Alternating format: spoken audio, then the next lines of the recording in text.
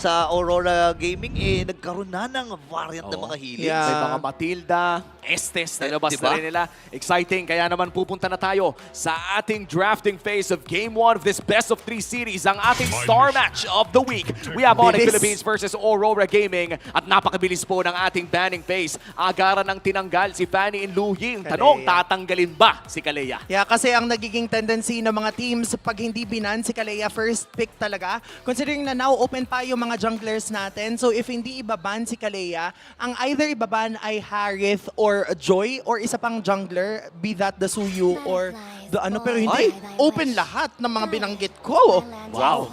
The Zushin taken away instead. Ano kaya ang pinaplano dito ni Coach Master The Basics? Tinanggal na rin ang Mathilda, pati na rin ang Hylos ni Rene J. Pero Open Suyu, din. ang Binibigay. kinuha, mukhang handa ang Onyx Philippines sa Kalea pick na to. Well, ako, based dun sa mga napanood ko na Kalea games, maganda ang Kalea eh. Nakita natin yung kakayahan, yung kanyang mga Tsunami Slam. Pero kasi Purify lang ang pang-ontra dito sa hero na to. And nakikita siguro ng Onyx Philippines na hindi ito parte at hindi ito kasama doon sa playstyle na ating siniset. Binibigyan nilang pagkakataon ng Aurora, pwede nilang kunin dito or kasi may mga available naman ng mga Granger, mga Yeah. Harith. Yeah. Povius wala man, pero nandito rin yung Jawhead, di ba, na umaangat na Oo. rin. Yeah, inisip ko if magkakalia na or kuha mo na sila ng Harith as well as one more jungler. Pero yun na nga, Harith. Actually, hindi pa nila kailangan kunin yung, Ayun. hindi pa nila kailangan kunin yung Joy kasi pwede pa yun sa third pick. Oo, at mukhang maglalaro na naman ng Kalea si Rene J kasabayan ng Harith na most likely mapupunta sa kamay ni Domeng. Kahit ano kaya magiging reply ng Onyx dito, the Granger still Granger, open. Ano actually. pa yung isasabay? Granger Hylos, Granger Gatot, yun yung mga pwede nating makitang option right now. Or pwede na din Granger Sicilian, kaya lang super far-fetched naman ata na magsisicilian as early as now si Super Friends. Pero definitely yung Granger ay kailangan na ng piliin or else ibaban siya ng Aurora pagpasok ng second phase ng draft. Ito na nga yung Granger. Jawhead actually! Granger Jawhead, maganda pala for Onyx. At sakto din no, yung Suyu, kapag sinabayan mo pa ng Jawhead, parang kahit sinong maitsa mo, ay siguradong Ayan nga. mamamatay. So far, perfect predictions, Antianara. Last pick here for the side of Aurora Gaming. Ano ba ang pwedeng ibagay sa isang Harith pati na rin ang Kalea? Iniisip ko if mag-join na sila right now. Yeah, I think maganda ng option yung Joy. Tapos kuha na lang sa i-ensure na lang nila na hindi mababan out yung physical-based na XP laners. Kaya lang medyo alanganin yata right now. Kasi pwedeng iba na yung CC Hilda, tapos mahirapan sila kung wala silang isa pang physical. So if not Joy, pwede silang kumuha ng isa pang XP lane hero for Aurora. Tingnan natin no, kung ano nga ba yung magiging choice ng Aurora Gaming. Wala din silang mid laner no, kung sakali at nagkakaubusan na nga ata ng mid. So, Ay! ito pala ang kanilang Lucas. magiging choice. And this is gonna be very interesting dahil pwede na rin sila magtanggal ng Valentina sa second banning phase para siguradong walang counterpick dito. Yeah, and also nandito tayo sa point na yung Lucas ay pwede pang i-flex into the jungle kapag Jungle. ginamit ni Demon Kite as a jungle. And Kalea din yung partner nung Lucas. So yun ang pwedeng gawing parang twist sa draft ng Aurora. And pwede na silang, again, mag-ban ng Valentina kagaya ng binanggit ni Uwomi pagpasok ng second phase ng draft. Kasi right now, feeling ko pwede sila mag-opt into using other mid laners for you. Oo, dami pa namang open na mid lane dito, no? Pwede sila mag-Farsa, pwede sila ditong actually, naiisip ko nga dito is Farsa, Yan na nga. Vexana, Oo. no? Para additional na crowd control. O wag ka na mahiya, sabihin mo na yung S. Si Lina, sige na nga. Pero si Yue kasi so far, hindi pa natin nakikita nagsisilina. At nakakapasok lang kasi niya sa GC. Hindi ko alam kung nag-fill out na siya ng Google Forms. Google Forms. Oh, may Google Forms kasi. Para membership sa exclusive MPL Selena GC. Na by the way, Subscribe muna. kahit nandoon ka lang dahil anong rason kung ba't ka nandoon? Wala, representation lang ako. Representation lang ng cast. Admin. Oo.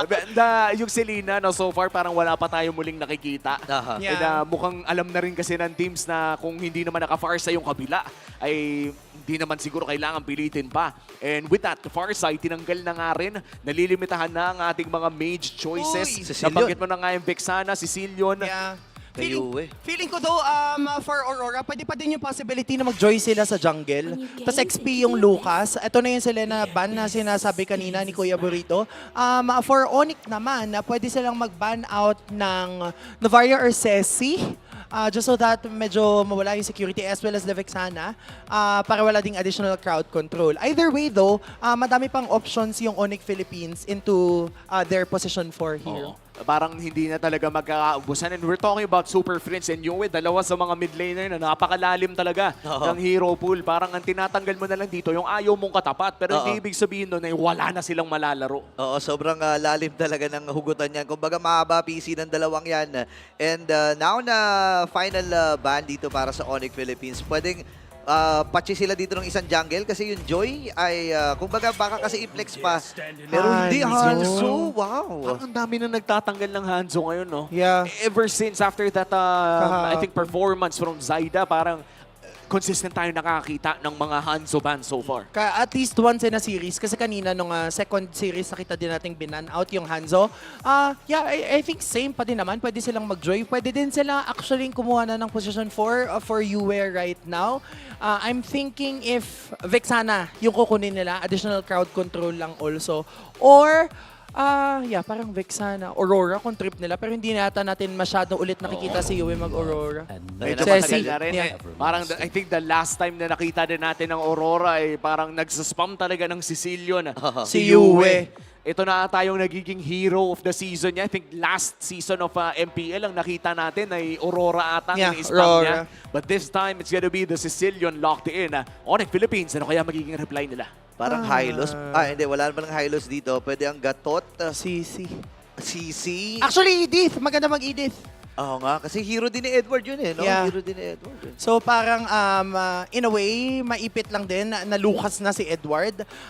And also maganda yung Edith only because merong possibility na mag-combo and mag-chain yung crowd control with that Jawhead. For Super Friends, Eve naman open. So yeah, parang yun na Biglang lang yung mga natitira.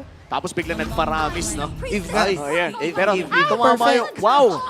Ate, Ano congratulations. That's 100% perfect Grabe, prediction mali ako sa Lucas. on the Onyx Philippines draft. Oo Hindi pa- nga! Hindi pa tapos yung sinasabi ko eh. Ayan na, ikaw na yan, ikaw na yan. Ito na yun. Last pick for the Joy. side of Aurora Gaming. Feeling ko talaga Joy.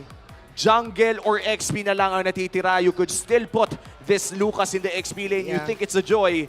Ano pa kaya pwede If nilabas not dito? Joy, pwede silang mag-CC Hilda na XP. Yan lang yung mga Allow me naisip ko. to lead the charge. And there you go, it's Ayan, gonna be a Hilda. Hilda Ayan na. for the side of Aurora Gaming at mukhang bruskohan ang galaw ng Aurora kahit nasa kabila si Brusco. You have a Hilda, Lucas, and a Kalea na haharap para sa isang Heritage Sicilian.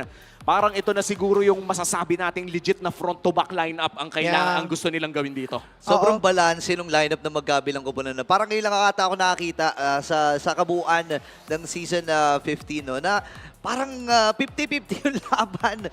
Base pa lang dun sa draft, may early game damage parehas, may late game na inaantay sila dito. Tapos may mga setup heroes din sila na pwede mong abangan. May mga frontliners din. Ibang klase itong lineup na to. Oh, For excited sure. na ako makita kung ano nga ba magiging kwento nito. Ang ating star match of the week, a rematch between Onyx Philippines and Aurora Gaming. The last time na nagkita ang dalawang teams na to, na naig ang Aurora 2-1 kung saan natalo nila ang Onyx in games 1 and 3. Pasok na tayo sa ating Land of Dawn. Ito na yun. Magtatapatan na yun. naman si Rene J at Brusco. Yeah, makikita na natin kung paano nga ba nila gagamitin ang kanilang mga roamers. Right now, this is Renegie's second time using this Kalea. Whereas for Brusco, this is something we're used to seeing Brusco in a setup hero. Alam mo, excited ako sa dalawang to, no? Kasi naalala ko, nakita ko lang sa MPL Philippines na post, dudurugin daw. So, labanan ng durugan ni Brusco at saka ni Rene J, itong ating matutunghayan. Pero ang agang pambuburuso din na ginagawa ni Edward against Kirk, makuha naman niya dito ang kanyang mga minions. Pero maaga-aga ang pag-clear ni Edward. At nakakatuwa no, na makita natin yung mga mic test din kanina. Sabi pa nga ni Rene J, wag Uy. tingin ka ng tingin sa past. Oo. Dapat sa present ka na nakatingin ngayon kung saan sila ang nakakalamang. Mukhang magpupush sila dito sa may bandang itaas. At si Demon kahit makakapag-level 4 naman. Tahimik muna, Uy. pero si Yue, uy, nice Napa-flicker, region. Napa-flicker. Wala na rin yung region, actually. And ang Aurora ngayon ay medyo binabagalan lang Yeah. yung galawan kasi alam naman nila yung composition ng lineup nila ay hindi Pang-late. talaga pang-ratratan. At so pagsilip natin sa Infinix in-game equipment, Auntie, confirm ko lang, no, bakit nga ba Demon Shoes na ang binibuild ngayon sa EVE? Yun na ba talaga yung standard since dati pa? Yeah, parang nung unang nilabas Eve, Demon Shoes talaga. Pero nung nagkaroon ng adjustment doon sa kanyang mga skills, nagkaroon lang ng parang either yung CD Boots or yung Arcane. Ngayon, dahil hindi na agad kailangan mag-Enchanted Talisman kasi mabilis na yung cooldown ng kanyang Void Blast, hindi na yun pinaprioritize as much ng mga manlalaro. Oh, at ito na nga yung isa sa mga rason kung bakit metang-meta Oo. ang isang Suyu. Isa kang assassin na may range damage pero Fury nagamit na rin. Okay, halos 30% na lang yung buhay ni Super Friends dito. Brusco, nagkipagsabayan kay Renny J. Sabi, Durugan. Ngayon na kaagad ng Durugan. Pero yung pagong ay hahawakan na dito ng Aurora. Layuan mo na dito ang Onyx Philippines. Sabi ni Kingo, sige, magpo-purple na lang ako. Ibigay nyo na kaagad yan. Pero sabi ni Renny, hindi, walang ibibigay. Kirk dito ay kalahati na rin yung buhay. May plano pa ata silang pagkakaw doon, pero aatras na rin ang Aurora Gaming. At buti na lang na pull ni King Kong doon sa loob ng bush yung purple na yon. Dahil siguro kung naka-expose ay Genie pa ng Yeah. Aurora yun. Yeah, yung aggression na pinapakita ng Aurora after converting that first turtle is something na kailangang respetuhin ng Onyx Philippines. Yung sinasabi nating late game, pinabibilis ng Aurora ngayon. Grabe yung ginawa ni Edward doon. Sinong mag-iisip na within 3 minutes may tatakbong Hilda sa lane mo Yeah. para ultihan ka sa ilalim ng Torre. At mukhang ginamit pa nga dito ni Kirk ang kanyang Primal Wrath para makapag-push lamang. Slight gold lead here para sa Onyx Philippines. Pulso ng madla. Lamang ang Aurora. 56% to 44. Also, may napansin ako kanina, no? Doming Kite ay ang instead na kumuha ng Mystery Shop sa talent, Weapon Master yung kinuha niya. Ibig sabihin, mas malakas yung damage output ng kanyang mga items. So, definitely mararamdaman natin damage output ng Harith na to kapag nagkakaroon na siya ng enough item builds. Tsaka pag umabot na rin ng late game, doon mo na makikita yung effects niyan. Kung baga yung Yes. Mystery Shop, papabilisin Pang-early talaga. lang. Pero yung Weapon Master, the moment na pumitik yung late game, yung Yun na yun. 5% na yan, malaking bagay yun. Yep. Sobrang importante niyan. Lalo na yung composition naman ng yung Harit naman kasi basically item dependent din. Kapag ka yung mga attack item mo or yung mga magical item mo napuno mo na kagad, talagang super masusulit mo yan. Pero sulit din yung rotation na ginagawa dito ni Renny J. Lagi lang siyang nangguguloy, lagi lang siya nagpapakita dito kay King. Tingnan mo, iniwasan na nga yung yung golem Ayaw nila kunin dun, baka kasi delix siya no? Yun din kasi yung threat talaga ng Tsunami Slam. Anytime na may katabi ka na isang Kalea, ay may chance na talaga na dalin ka niya sa kanyang mga kakampi. Kaya mas Yeah. okay pa ata na iwan na lang. This is going to be the second turtle of the game. Ang pinakaunang pagong ay nakuha ng Aurora Gaming. At mukhang mauuna pa rin sila sa objective na to. Oh, maganda yung pwesto nila. Pag nakita nila si King Kong sa top, definitely burst down na nila ang turtle na to. Wala Bigay. makikitang trade unless mapush niya ng sagad yung top. Oo nga, no, parang paplato na ng Don. Itong si King Kong. Tapos siya Wala bulaga. pang 5 minuto, okay, nabasag na yung torre dun sa top. Pero joke lang yon kasi si Edward ay nandito na. Oh. Papasok din dito ang Aurora Gaming. Kinakap na nila yung flow dito sa may bandang ibabaw. Pero pasok si Demon Kaya, gamit yung retribution! Oh! Mamamatay ang gold standard! Sabay buga rin nung mga shockwaves dito. Grabe yung atake ni DK. I don't think anybody expected that na ganun kataas yung damage ng isang Lucas. Ano bang nangyari doon, Auntie? Naturally, masakit talaga yung damage output ng Lucas early stages of the match pa lang. Kaya kailangan nila mag-ingat! Okay, din ata nila pagagalawin. Edward, napa-flicker din. Grabe naman, sobrang dikit ng ginagawa dito ng Onyx Philippines at Aurora. Kaya lang 2,000 na yung kalamangan at nahirapan Ala, din. ka! Dito si Kera at ngayon naman, si Bruce ang hinahabol. Oh! Dominic Hike, magiging puntirya! Sakto din yung tama dito ni Curry. Kera ay nakabawi din against Renny J. Nailapag man yung Zaman Force pero hindi na nakapitalize si Dominic at kailangan niya umatras. Parang medyo nang gigil si Renny J doon. Brusco going in for the ejector outplay. Paano ba nangyari yung Zaman Force na tuloy-tuloy na yung damage doon? I think nagkaroon din ng maagang pag-respo galing sa Onyx Philippines kaya hindi nakatuloy na pagsasaman force si Doming Kite Oha. and nagkataon na crowd control sila. Naagaw. So nakahanap ng trade tapos naagaw pa yun! Naku, hindi na nila paalisin pa. Oh, Ikalawang wow. death Oh, ni wow. Kelra, ladies and gentlemen. Medyo bibihira to Oh, ah. Yeah. yun nga eh. I was about to open it up na isa ito sa mga napaka-rare na instances pero si Edward muna ang bibigyan nila. It's a 3v3 Pinalipad! pero binilipad na rin ni Renji doon sa may bandang likod. Si Yuenta tama pero si Kirk naman ata ang susunod. Pero going back doon sa pinag-uusapan natin, grabe ang aga ng 2 deaths ni Kelra. Yeah, kasi grabe yung pagbaba ng Aurora. Kanina, ang bumaba ay si Demon Kite. Oo. Tapos ngayon, si Edward, tapos si Yue. Ang hirap talaga makipagmaikruhan kung 3-4 na kalaban mo yung nandun sa lane mo. Naka-fury pa dito si Kelra, no? Yes. So, ibig sabihin, the moment na magamit na yung mga dash, pati yung mga micro-dash Wala nang ng kanyang labasan. Death Sonata, wala nang labasan pa. Last 2 turtles ay secure ng Aurora Gaming. 2 level At mukhang sa Infinix Handcam, makikita natin paano nga ba magkaleya ang isang hitman. Oo. Pero paano nga ba yan? Sugod si Brusco! Okay ba na ito na kagad? Kaya lang sobrang lambot din kasi ni Rene J. Ngayon natumba na kagad siya sa kamay dito ni Super Prince. Nakakuha na pagong. Pero si Super Prince ay nakadalawa din. Ready pa ba dito ang Onyx Philippines? Hindi na. 3 miyembro ng Aurora ay kailangan na ring lumayo.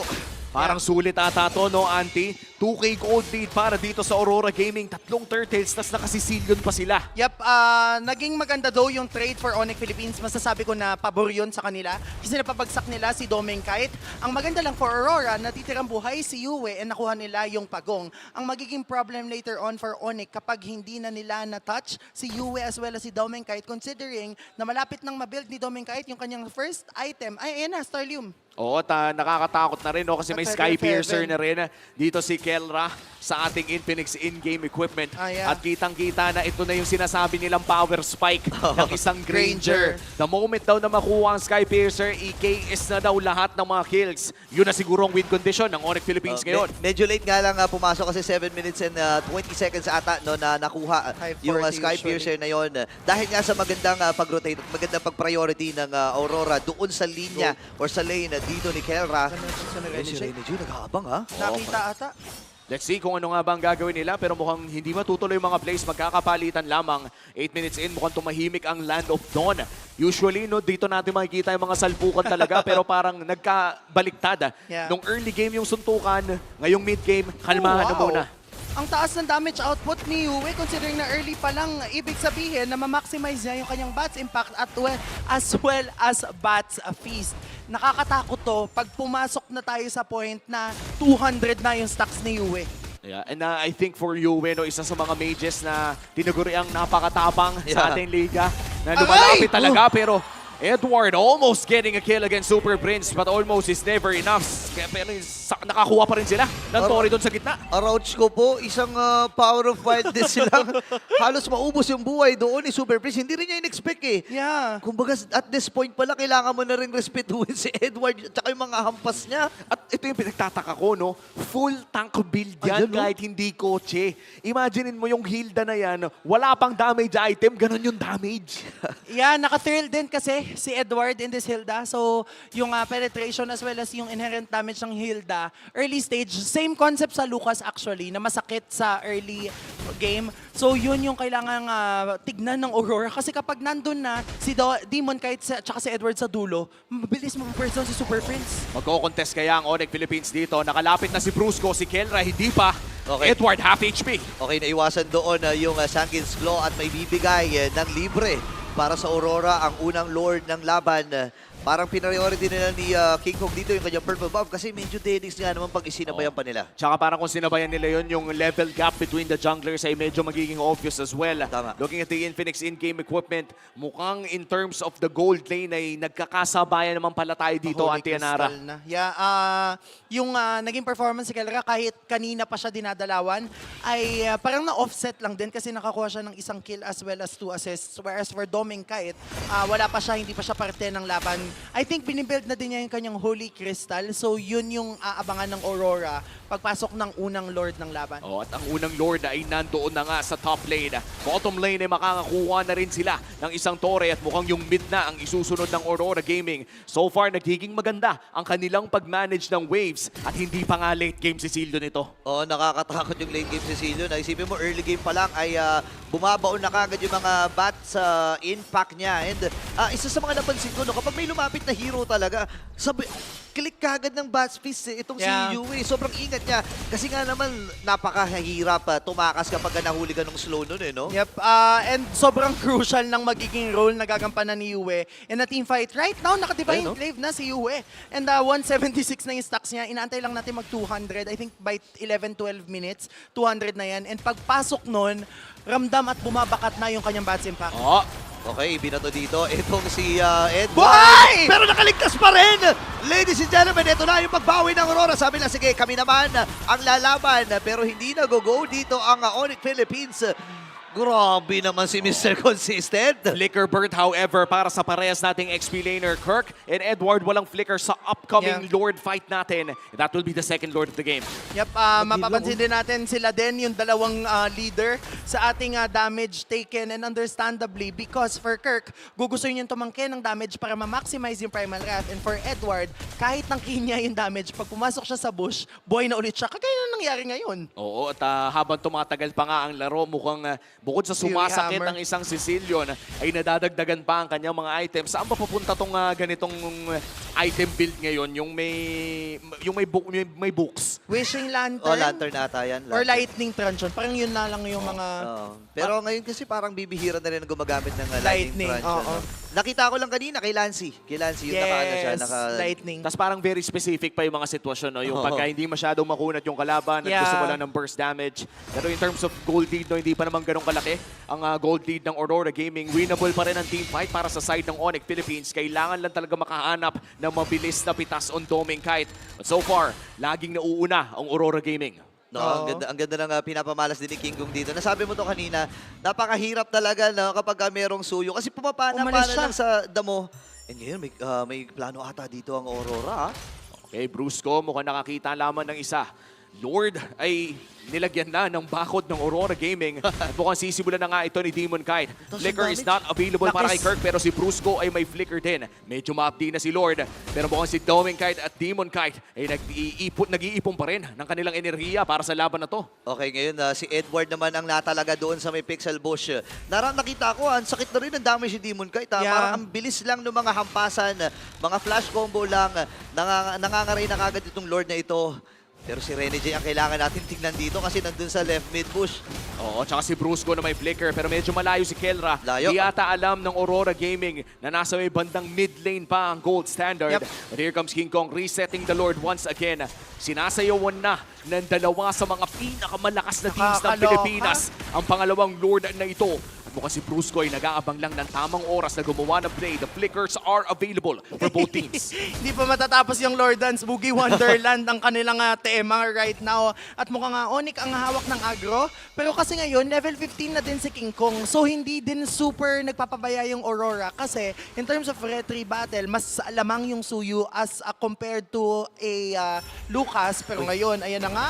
Ayan na, habulin nata nila kagad! At ipinalibag palikod itong si Brusco ngayon. Nailapag na rin yung Zaman Force, nag-aantay lang ako Sakit! Wow! Nailapag na nga yung Real Manipulation, pero likod na naging Wow! Demon Kite! Tumpak agad! Itong Monster Mage, si Demon Kite, Ubos! ay nakakanib din! Nakadalawa siya doon, pero 3 at 4, papala para sa Aurora ang buhay. Si King Kong na lang ang natitira. Ready ang buong kupunan ng Aurora na mag-dive. Insane timing mula kay Rene J. Nakita nila si King Kong sa taas at agaran silang pumasok. At ngayon si Ito King Kong naman! na lang ang natitira! O, ready ba silang tapusin ito? Merong catapult na kasama habang si Doming Kite ay nagbe-base lock na! Team Aurora takes game number 1. And what an engage! What a play from Hitman Rene J. Walang kaba. Yan ang pinatunayan ni Rene J. Ang tagal na nandoon ni Brusco. Tapos, nag-flicker si Rene J. At tapos kinas niya yung kanyang second skill. And from then on, yun yung nag-result in that win. Huli lang tayo ng strike, men. Lupit. Wow. At alam mo, iniisip ko nga, nakita ba nila si King Kong na umaakyat? Because the moment na lumipad, or sabihin na natin nag-skill, papunta sa top lane si King Kong, tila ba'y may nasignalan sila na pumasok doon sa bush kung nasaan si Brusco. That was an intense play coming in from Aurora Gaming. Kung na-late sila ng konti sa paggawa ng play na yon, that would have been a different story. Yep. Masasabi ko rin na, na sobrang brilliant ng pagkakadiskarte ng Aurora doon. Alam nila kagad kung sino ito targetin. Sino ba setup hero dito ng Onyx? Si Brusco lang naman eh. And yun lang yung way para matalo natin itong Onyx Philippines, lalo na sa posisyon na ginawa nila, di ba? Yeah, and kahit naging maganda yung setup doon ng Aurora, naka-respond kasi yung Onyx eh. Yung real It world, just no? so happens na ang ganda ng pag-dive ni Demon Kite ng Sa kanyang likod. beast form sa likod. Kaya bumagsak din agad si Super Friends. And I think dito na natin makikita yung effect talaga ng isang Lucas na Yeah. immune ka sa crowd control when you are using your flash combo na naka-full stack, especially in your beast mode. Naabot pa rin ang dulo ng real-world manipulation na yon. At yan na nga, nagra-roar na. Demon Kite is our MVP of game number 1 on his Lucas performance. 3-1-2 sa larong ito. Yeah, sinasabi natin kanina na kailangan ni Rene J maging ang lalaki na kailangan ng kanyang kupunan, and he really indeed play that part in this matchup. Pero si Demon Kite pa din ang nakakuha ng MVP because of his performance in this Lucas. Kanina pinag-uusapan natin yung possibility na i-flex ang Lucas na ito, but it just so happens na napili pa din to into that jungle. And true enough, makikita natin kung ano yung kapabilidad ni Demon Kite, especially after showing this Lucas kahapon lang pala, hindi pala last week, doon sa ating jungle. His rotation, this first blood against Kelra, ay naging crucial in giving his team space. And also yung fact na parang siyang naging almost similar concept sa Joy, but more of a physical damage, na kaya mong dumiretso doon sa backline and sustain damage, displace your opponents. Yun yung pinanghawakan ni Demon Kite, leading this game number 1 victory pagkatapos ng kanyang MVP performance. Still, makikita naman natin yung pagpalag mula sa Onyx Philippines, and this is relatively a low scoring fight, 5-6 for a 14-minute laban. Pero lahat kasi ng objective ay napunta at napasa kamay ng Aurora Gaming, which is why it has been easy for them na ma-ensure na sila ay makakakuha ng pagkapanalo. Assassin Emblem din ang pinili ni Demon Kite, kaya naman kahit nag-hybrid siya ng build, nakita natin, nag-build siya ng War Axe and nag-build din siya ng other defensive item. Enough yung kit na meron siya. Almost same yung build na to if you are an alpha. But ang beauty lang ng pagkakaroon ng isang Lucas sa jungle and in the lineup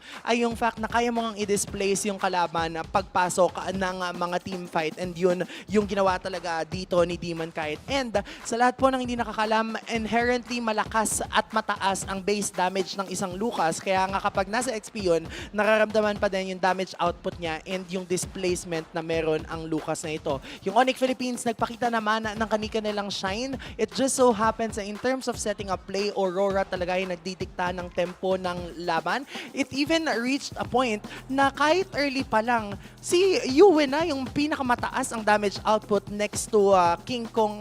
Kaya naman yung ganitong kind of fight na pinakita ng Aurora, especially if you are expecting a late game hero na nag-pop early pa lang, ito yung katakot-takot. Ang naging ating BPI Rich Guy is none other than Doming Kite with this wonderful performance, especially lalo na nabigyan siya ng espasyo ni Demon Kite as well as ni Edward nung start pa lang ng laban. 0-2 agad si Kelra, which means na for Doming Kite, it's gonna be easier for him to farm up knowing fully well na luging-lugi na yung kanyang kalaban. And again, yung Harith talaga, ang tendency talaga ng isang Harith ay mag-wait ng kanyang pag-power spike.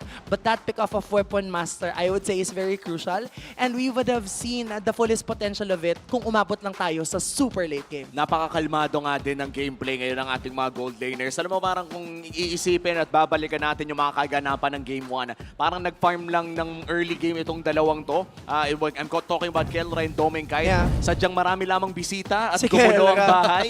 Kaya naman medyo nasira ang laning phase, but still, the rich guy of that game, the BPI rich guy, is Doming Kite. Yeah.